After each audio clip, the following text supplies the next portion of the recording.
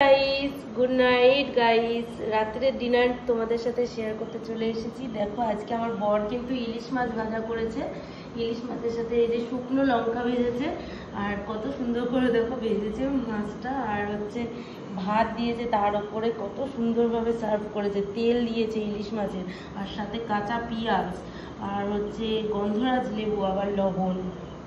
এত সুন্দর বন্ধুরা, জিভে জল চলে আসছে। তাড়াতাড়ি খাওয়া দাওয়া করে নি। Guys, good night guys. রাত্রের ডিনার তোমাদের সাথে শেয়ার করতে চলে এসেছি। দেখো আজকে আমার বর কিন্তু ইলিশ মাছ ভাজা করেছে।